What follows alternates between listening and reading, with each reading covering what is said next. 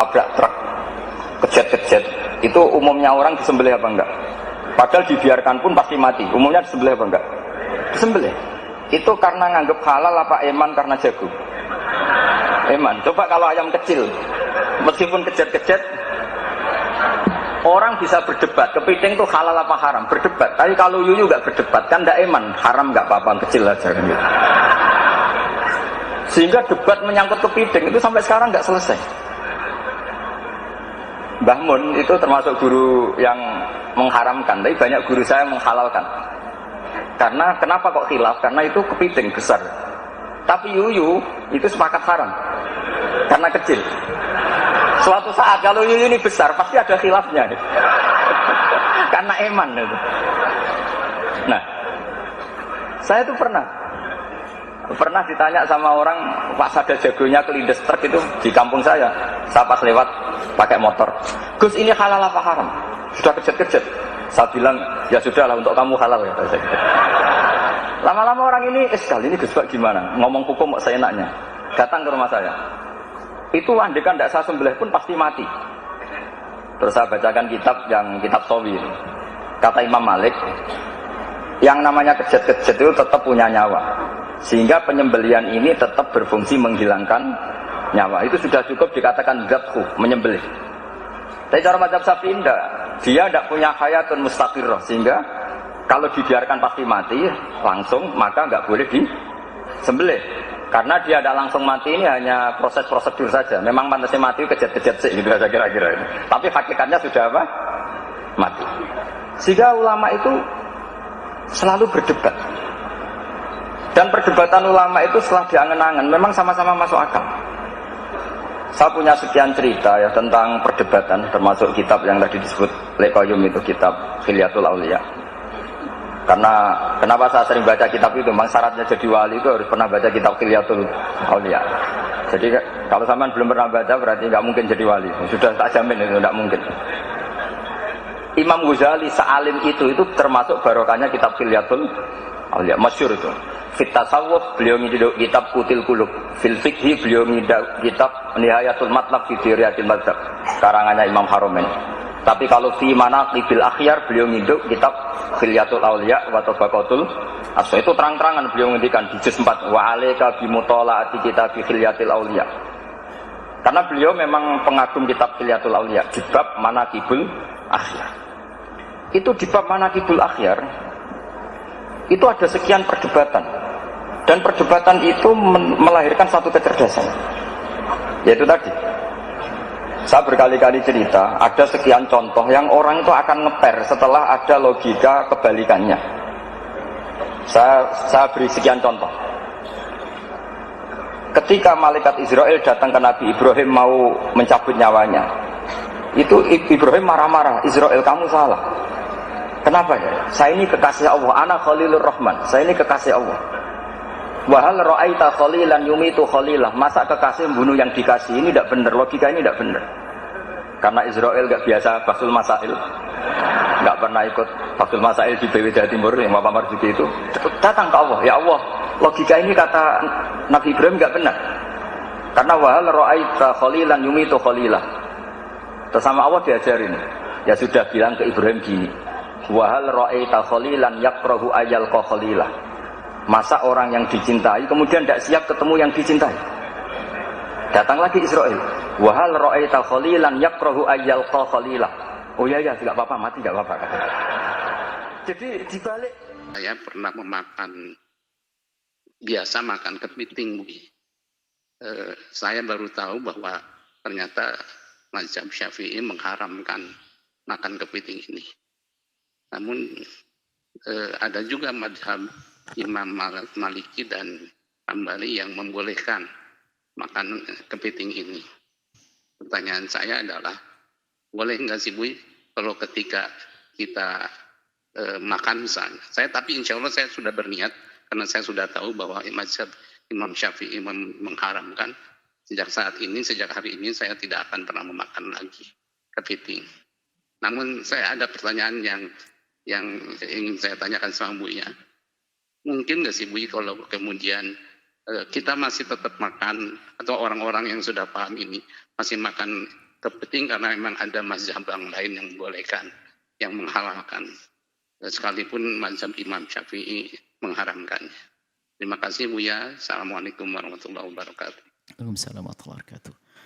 Memang disebutkan dalam kitab madhab Syafi'i seperti Imam Ibn Hajar Al-Haytami dalam Tuhfahnya juga menyebut tentang syaratan. Akan tapi pada hakikatnya ulama ada yang membahas syaratan yang dilihat oleh Ibn Hajar adalah syaratan satu jenis syaratan atau kepiting. Yaitu kepiting yang hidupnya di darat. Jadi kalau ke air hanya sekedar butuh minum. Nah, maka di saat seperti itulah muncul keputusan kepiting itu adalah haram dalam madhab kita Imam Syafi'i. Sementara ada yang hidup di pantai itu bisa membedakan ternyata. Ada kepiting darat dan kepiting laut. Orang pantai yang tahu ternyata. Memang kepiting ini nggak pernah hanya di hidupnya di luar. Tapi ada kepiting ini dia bisa membedakan mereka. Jika demikian tentu maka kita bisalah ambil jalan tengah bahwasanya kepiting yang adanya di laut keluar hanya sekedar untuk jalan sesaat, masuk lagi ke laut, maka itu adalah kepiting yang halal karena semua binatang laut boleh dimakan. Seperti itu. Jadi biar nyantai, tidak perlu.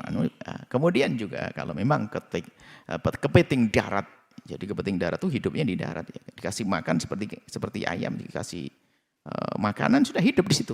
Airnya pun hanya sekedar untuk minum saja. Dan katanya itu diternak, wallah alam. Itu diternak juga. Jadi nggak perlu air, nggak ada rendaman air, nggak ada ini apa.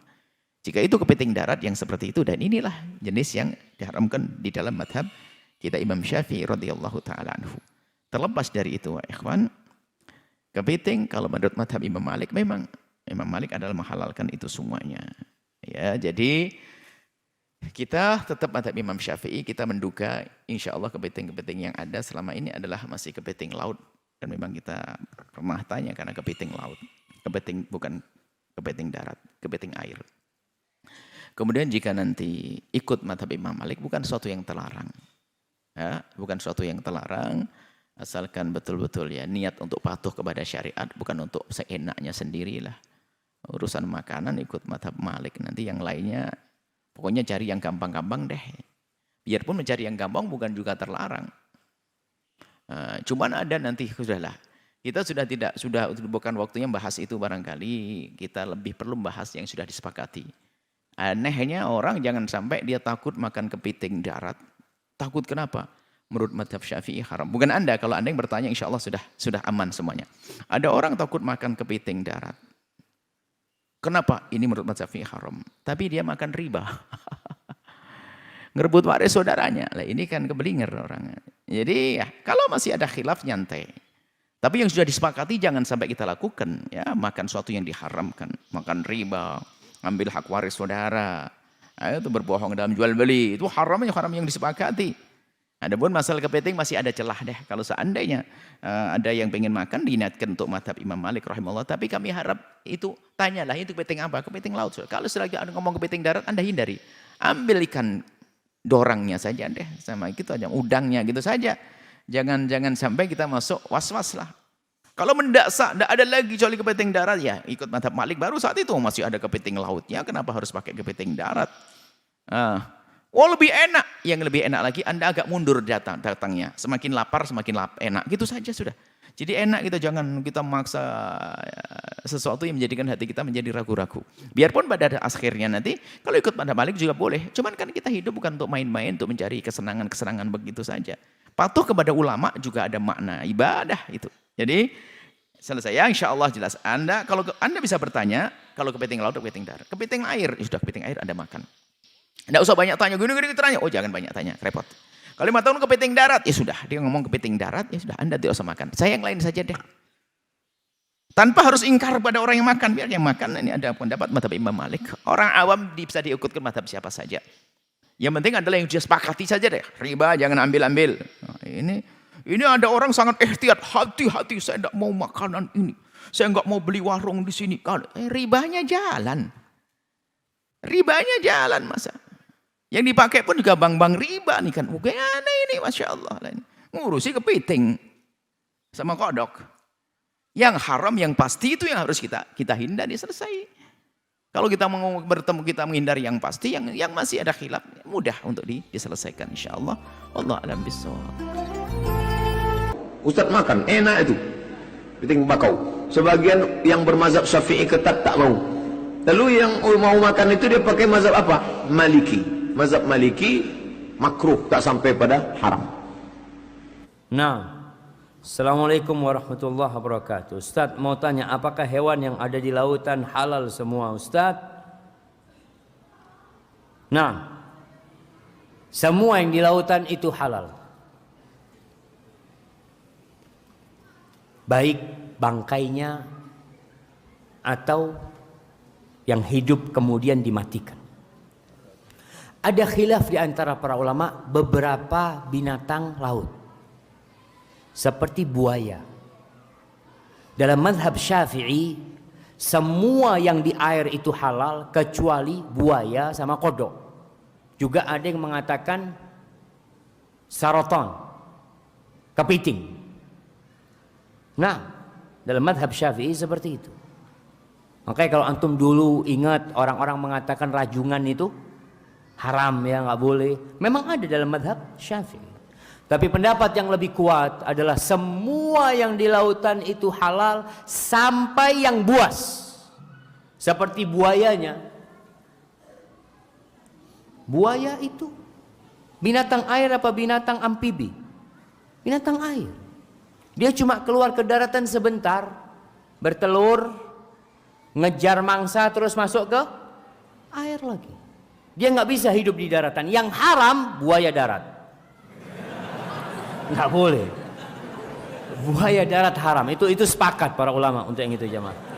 Tapi kalau untuk buaya memang ada khilaf di antara para ulama. Cuma anda melihat antara dua dalil. Sebagian menguatkan dalil semua yang bertaring dari binatang buas itu haram. Tapi ada hadis lain yang mengatakan tentang air ini, huwa tahuru ma'uhu al-hillu mayyitatuhu. Air ini masya Allah suci airnya, bangkainya halal semuanya. Ikan hiu buas, bahkan menyerang manusia kadangkala. Ada paus juga yang jahat, halal semuanya coba. Ada juga yang mengharamkan ular laut.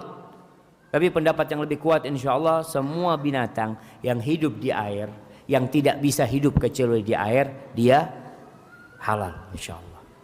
Barakallahu fikum.